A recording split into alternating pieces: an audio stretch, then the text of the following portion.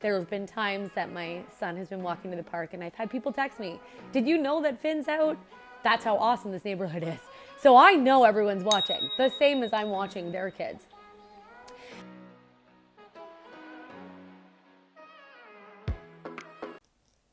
Hey everyone, how's everyone doing? Surviving your first week of school?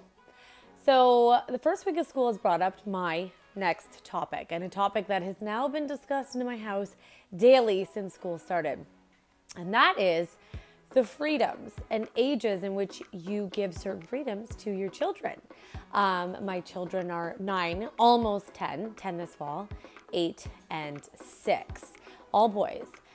And we're getting the question now from our 9-year-old all the time. Can I walk to the park with my friends? Can I walk over to my friend's house? Can I walk to the plaza?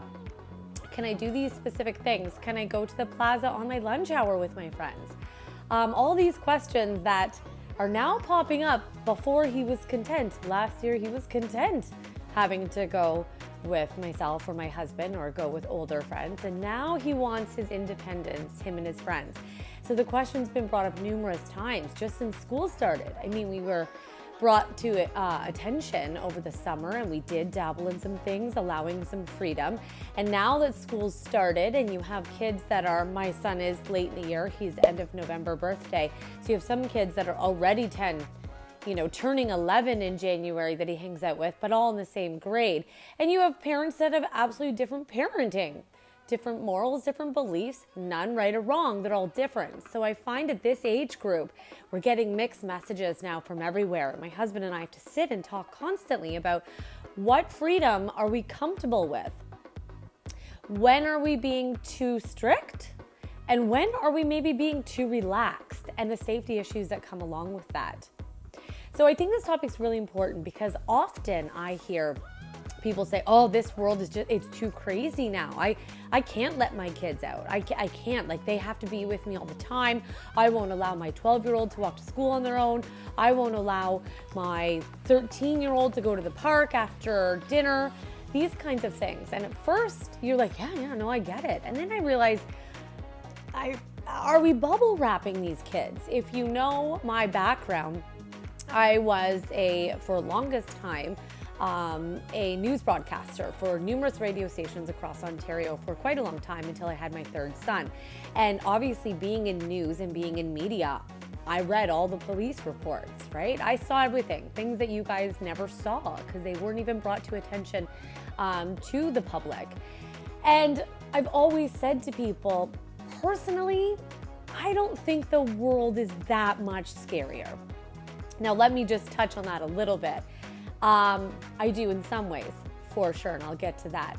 But I think when our parents grew up, when we grew up in our generations between the 50s and say 90s, it wasn't so scary. Like my parents let us go out at quite a young age with our friends, walk to our friend's house. It was still, when I was a kid, an open door in the summer. Go out, go. Mommy has to clean the house all day. You go off. And we'd be back 5 hours later, and we had wandered around the neighborhood and gone over to Mac's convenience store. And now we tend to not do that with our kids because we think the world is so much scarier. And I don't necessarily think that it is. I think it's purely based on the social media feed that we see every single day. When we grew up, our parents read the newspaper sitting on the couch and they watched the 6 p.m. news. That's where they got their information. Well, now before we even wake up, we've all checked Facebook, Instagram, all of our news feeds, Twitter, we've texted with our friends, we've done anything, and we've hardly even had our first cup of coffee. So I think it's just that it's so in our face now. It's everywhere. And Amber Alerts have been set up since then, and now it's scarier because we think so much more is happening. But I don't think it necessarily is. Now, when it comes to social media, that part scares me. Online bullying, finding where your children are. Yes, that's a whole other topic that we're not used to from growing up. That we're all just learning and going and hoping we are going to teach our children the best and safety and prevent them from all the online issues that are happening. But as far as kidnappings and things like that, I don't personally believe the world is that much of a scarier place. My fear is, and I tend to do this, is that we're bubble wrapping these kids. And I'm sitting here and I'm thinking, should I let my almost 10-year-old walk to the park with his friends? And yes, we have started doing that. And yes, I was nervous and I still get anxious about it. But in 6 years from now, that kid can drive a car. In 8 to 9 years from now, depending on the province, that kid can drink alcohol. At 18 years old, that kid can go to war and protect his country. So at 10 years old, am I being too protective to think he can't walk 10 houses down the street to call on a friend, walk to the park, walk to the convenience store with his buddy at lunch? Am I? I don't know. It's the question that goes through my head and my husband's head, and I know every parent's head on the daily. You don't want to be the parent that's overprotective and bubble wrapping your child, because I don't want my child to go to high school completely naive, having been kept with mommy his whole childhood and not doing anything on his own. I mean, my son, if he goes away to university, he'll only be 17. Dude, that's 7.5 years from now, the kid's going to university. I can't hold his hand all the way till then, or man, that's when you're gonna have kids that rebel and do things that you fear when they leave. So I think, and my husband and I have personally decided on, yes, we allow freedoms. We're being brave and we're allowing him to explore. We have a 1 strike, you're out rule. You're caught doing something or going somewhere you didn't ask or get permission for, that privilege is gone for quite a while. Now, I am lucky. I live in a very, very, very close-knit community. I mean, very. There have been times that my son has been walking to the park and I've had people text me, did you know that Finn's out? That's how awesome this neighborhood is. So I know everyone's watching, the same as I'm watching their kids. But I think that we're bubble wrapping our kids. And I think we've all gotten nervous. You know, I'm nervous now if I'm out at night and I'm triple locking my car doors in my driveway. And I'm overly cautious, but nothing really bad has happened to me. I'm not saying nothing bad has happened to all of you watching. Bad things happen on the daily, so I'm not being insensitive to that. But why am I being more nervous than I was? Because nothing bad's happened to me. Nothing has changed in my life to make me more nervous. So why am I being more nervous for my kids than my parents were for us? I don't know. And I have to push the boundaries with my own fear and anxiety sometimes and think I have to let them explore. I have to let them learn and grow. I have to let them fail. I have to let them have hurt feelings. I have to let them figure things out on their own. And I'm always going to be there to catch them when they fall. And of course, Mama's watching that clock when I say you have 15 minutes to be back. And of course, we've gotten in the car at 16-minute mark and been like, okay, not comfortable, you've been gone too long.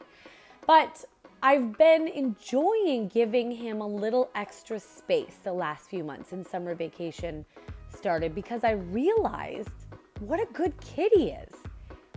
We raised a good kid, and that's something to be proud of.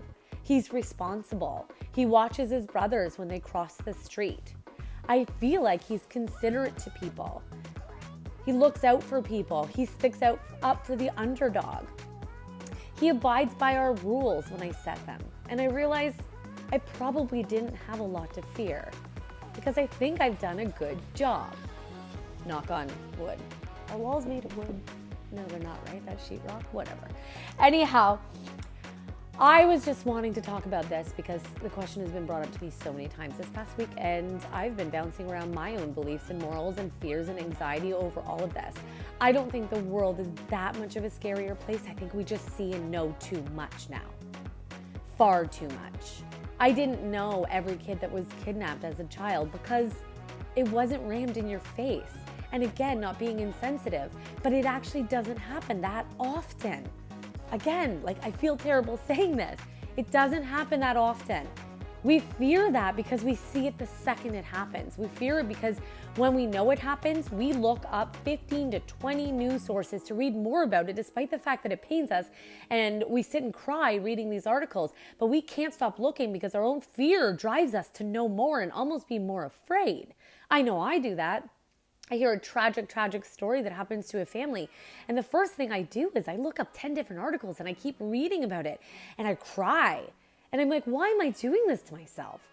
Why am I torturing myself with this? And we all do it. And I think it's our own fears. We fear this happening. We fear this happening to our children, our friends' children, our nieces and nephews. And the good reality is it's not really happening all that often. Of course it does happen, but it's not happening all that often. And I really think that we need to try to let our children have some freedoms. Because if we don't let these kids have a little bit of freedom, and if we don't try it out just to see how well we've done, what happens when they do really leave?